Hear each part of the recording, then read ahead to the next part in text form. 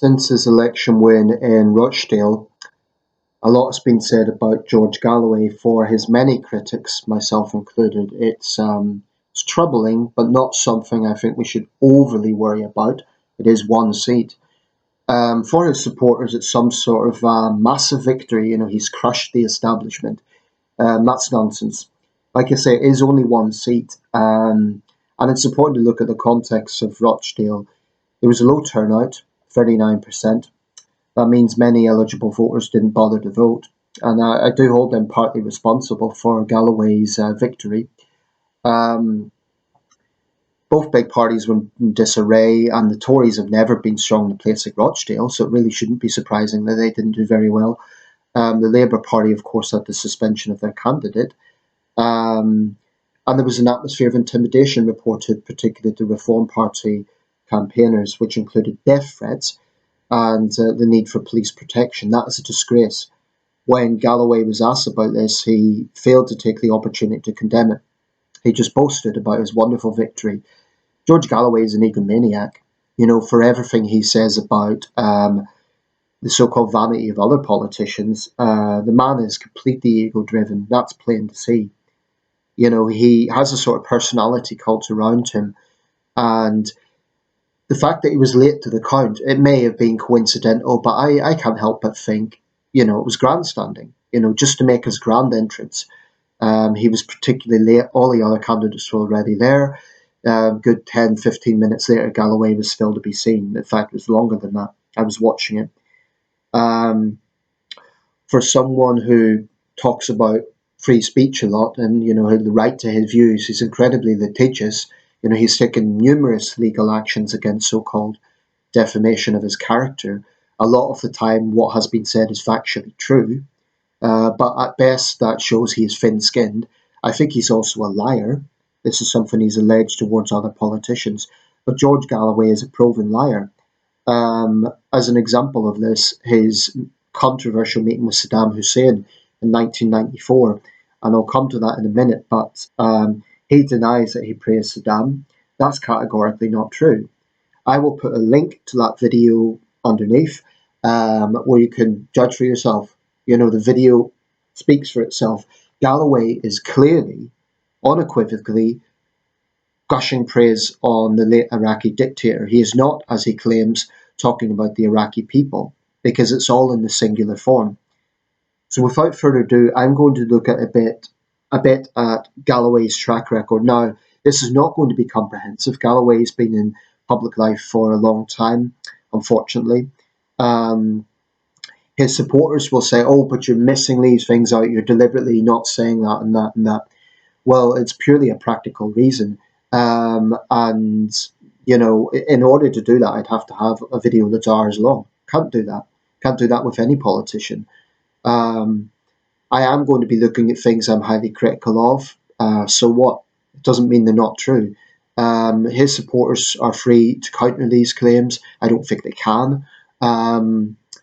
I'll be using Wikipedia, and yes, again, I get the criticism. It's not a perfect source, but it's condensed. It's all there, and all of these things can be verified. That's the point. They can all be verified.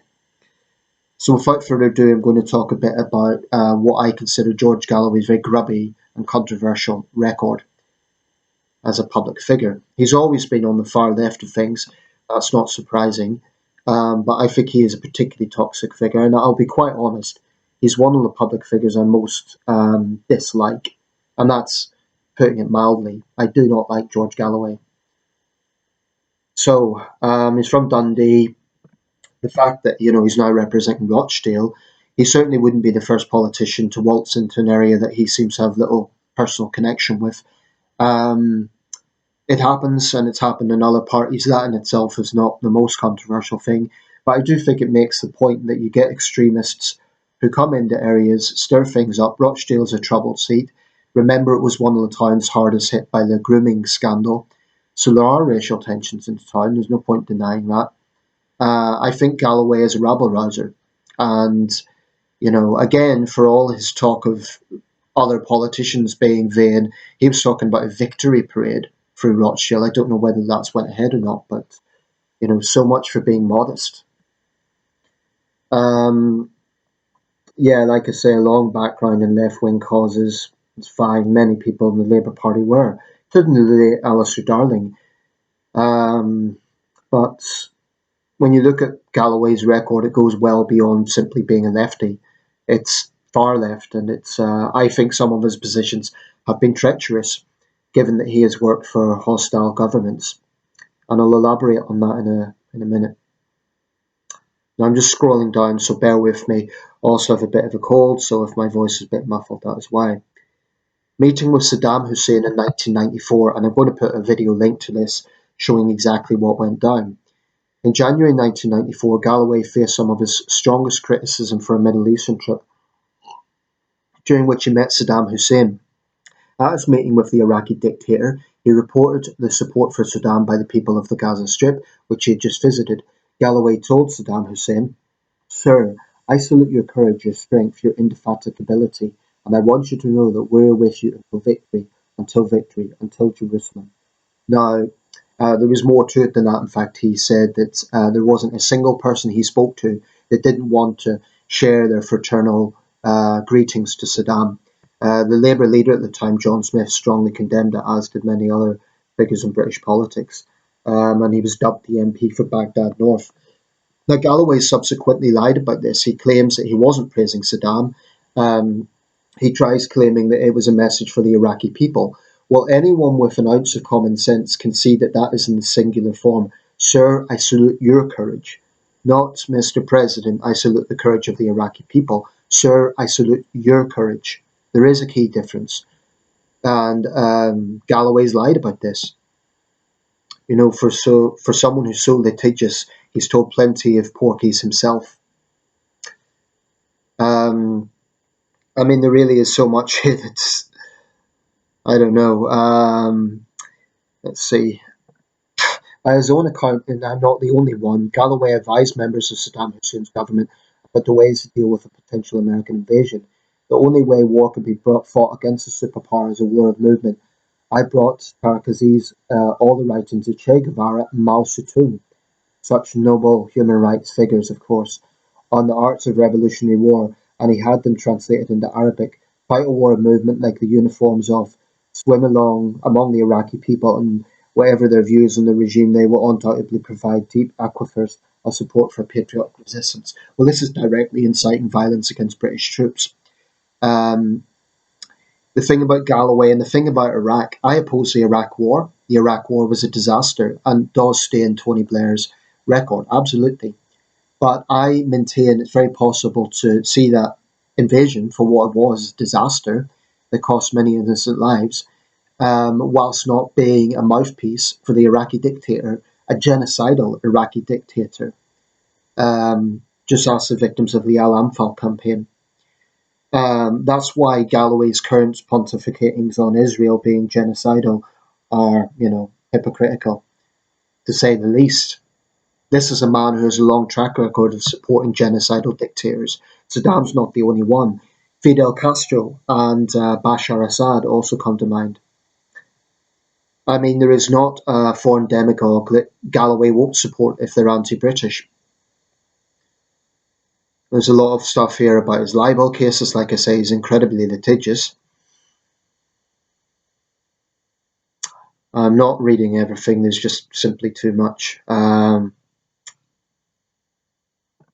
Nick Cohen of The Observer wrote when he founded the Respect the Unity Coalition, which I think is one of the most ironically named parties in history. It was anything but respectful. It was a toxic far left grouping.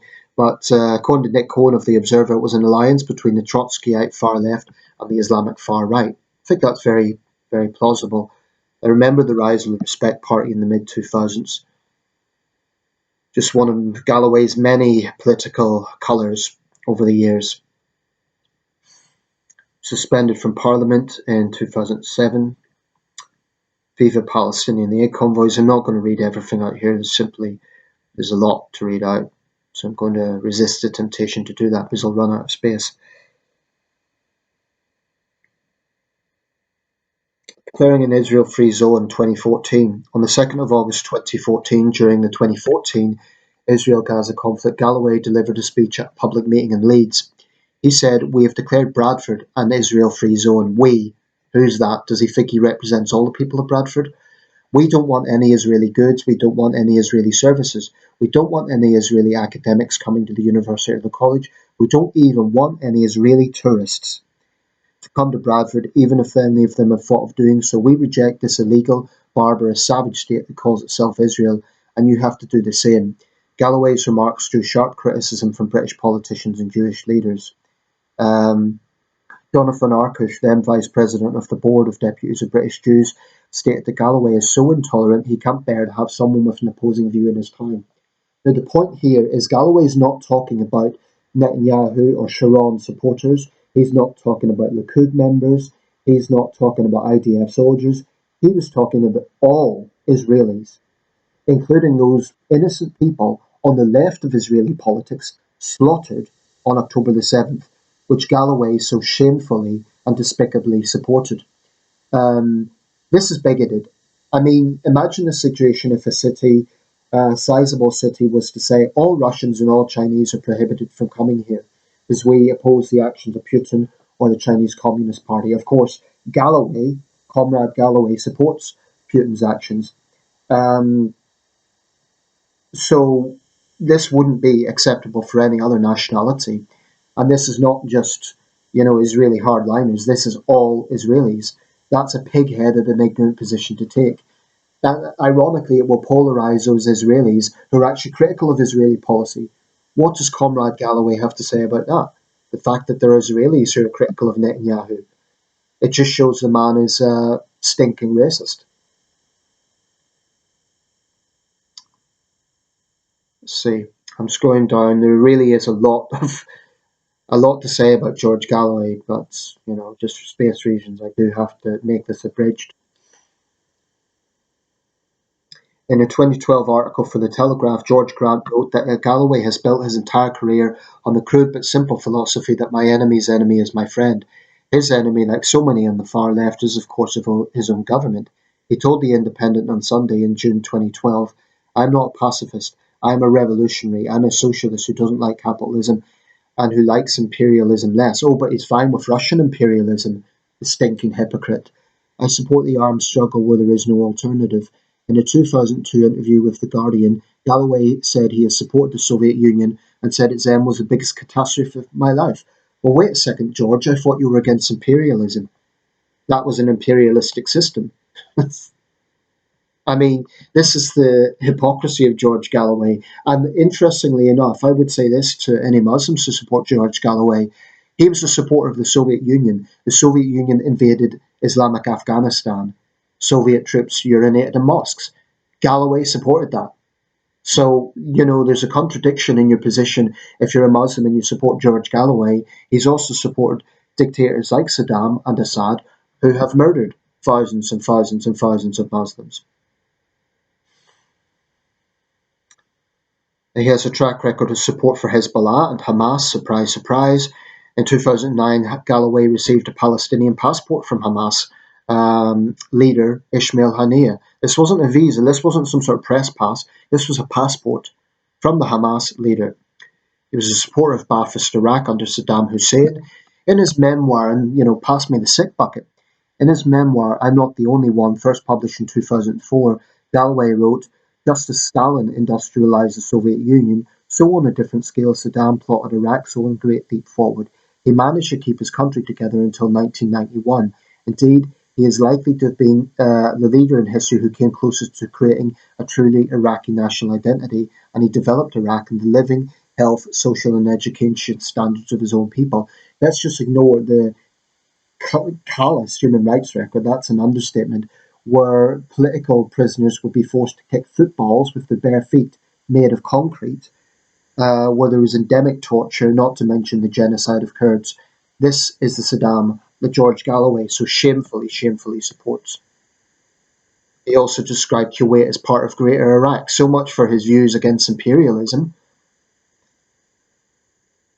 He he greeted Uday Hussein, a notorious sadist, with the title of Excellency at Uday's palace in 1999. Um, and he is heard saying he will be with Uday until the end. What a despicable, despicable character. Support for Bashar Assad in Syria. He described Assad in 2005 at the University of Damascus. For me, he is the last Arab ruler, and Syria is the last Arab country. It's a fortress of the remaining dignity of the Arabs. He also called Assad a breath of fresh air. He blamed the Ghouta attack on Al Qaeda. This was a trope at the time to blame Islamist terror groups on all the atrocities that happened early in the Syrian civil war. Well, I maintain that Islamists moved into a situation that was created in large part by Russia and China refusing to condemn Assad's brutality. Islamists took advantage of the situation, and it's certainly true that ISIS has a lot of blood on their hands. Obviously they're a vicious death cult, but um, for Galloway to pretend that Assad has no blood on his hands is beyond despicable. It's dishonest. I don't actually think Galloway's stupid. I think he knows. He's just so dogmatic in his anti-West worldview, he doesn't really care. He opposed military action by the West against ISIS, instead calling for intervention by regional powers. That's ignoring the fact that ISIS had permitted atrocities against Western cities. Support for the Iranian government, surprise, surprise, another vicious regime that tortures and murders its own people, including young women simply campaigning for their rights. And gay rights activist Peter Tatchell, writing in The Guardian on the 26th of March, this is, I believe, 2000 and, just get this right, 2008. Peter Tatchell, writing in The Guardian on the 26th of March, wrote that Galloway's passionate opposition to a war against Iran, which I share, seems to have clouded his judgment, and his claim that lesbian and gay people are not at risk of execution in Iran is refuted by every reputable human rights organisation, including Amnesty International, Human Rights Watch, the International Gay and Lesbian Human Rights Commission, and the International Lesbian and Gay Association. Fidel Castro's Cuba, incidentally, also had an appalling record on that. But, that's fine for George Galloway, who will support these dictators as long as they're anti-West. He opposed Scottish independence, about the only thing I would agree with him on, and one of the very few things he got right. But he opposed them on the grounds of universal socialism. That was it. Russia and Ukraine, this is one I think is worth mentioning, because I actually have a personal experience here. When I got my Chinese visa at the Chinese consulate in Edinburgh, I saw Galloway's office, and I'll be quite honest, I was sorely tempted. I was really tempted to basically mess with the little sign of Sputnik on the door. I didn't, because I wouldn't want to get in trouble and obviously lose my visa. But I'll be honest, I was tempted, because it made me sick to see it. Since 2013, Galloway has been a presenter on the Russian state-controlled television network Russia Today. Galloway repeated Russian government claims that the 2014 Ukrainian revolution was a coup and called it a foreign finance invasion. He regards Russian annexation of Crimea as legitimate. So much for his anti-imperialist claims. He called Navalny a white supremacist. This is obviously referring to the fact Navalny had been a nationalist early in his public life, but that was his response to the poisoning of Navalny, as if that somehow justifies his poisoning. Oh, well, he was once a white supremacist. So, George Galloway, if you're poisoned, people could say that's fine because he once supported Saddam Hussein. In early 2022, Galloway dismissed claims that Russia was about to invade Ukraine, writing, "I told you it wasn't, you were wrong, I was right." No, George Galloway, you were dead wrong, and not for the first time shown to be a liar. When Russia invaded Ukraine, 10 days later he said the invasion was not what I wanted, but he blamed the invasion on the West and accused it of pumping Ukraine full of NATO weapons, mercenaries and propaganda. This is typical of the fascist Putin regime. He may as well be mouthing off Putin's lines or Sergei Lavrov's lines. And it's one of the most despicable things about far-left supporters for Putin is that, ironically, they support the imperialism of Russia. Due to his employment with RT, his Twitter account was labelled as Russian state media by Twitter. In response, Galloway ranted we could say, "I'm not a Russian state affiliated media, I work for no Russian media." That's a lie. I have 400,000 followers. I'm the leader of a British political party and spent nearly 30 years in the British Parliament. If you do not remove this designation, I will take legal action. So thin-skinned liar George Galloway lashing out there. However, Twitter users pointed out that Galloway's own profile named the Russian state media outlets that he worked for. Galloway then removed these from his profile, so he's a card who will not take responsibility for his own record. That makes him a card. He has been an advocate for the failed government of Hugo Chavez and in his Fidel Castro handbook for the former Cuban leader. He's criticised Saudi Arabia and India, fair enough.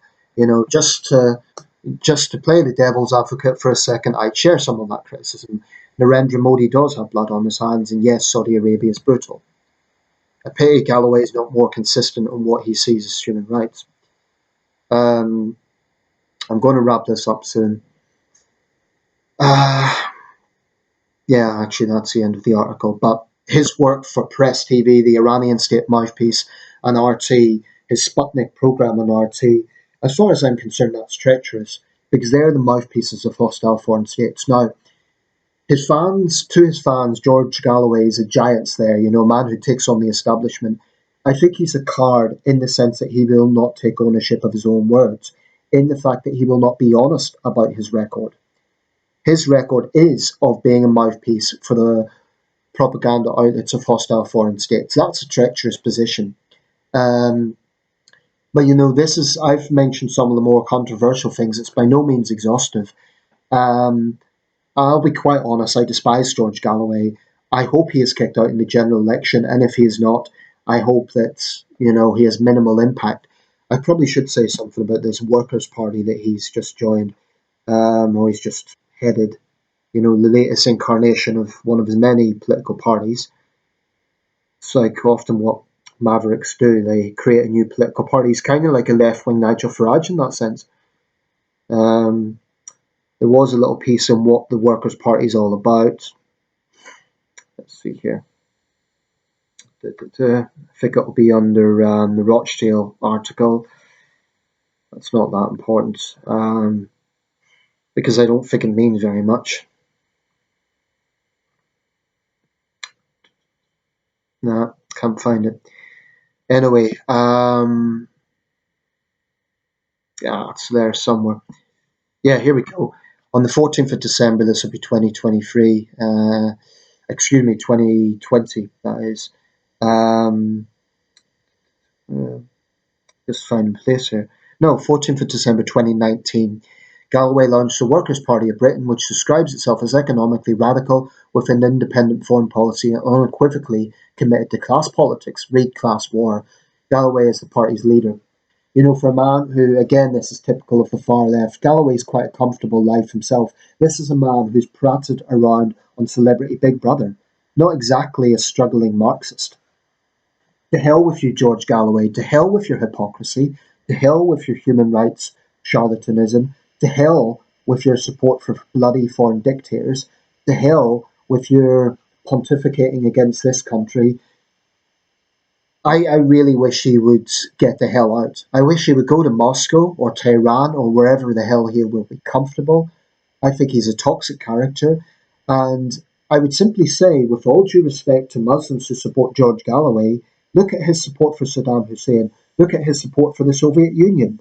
Look at his support for Bashar Assad. And ask yourselves, is this a man who's consistently been on the side of Muslims? To hell with you, George Galloway.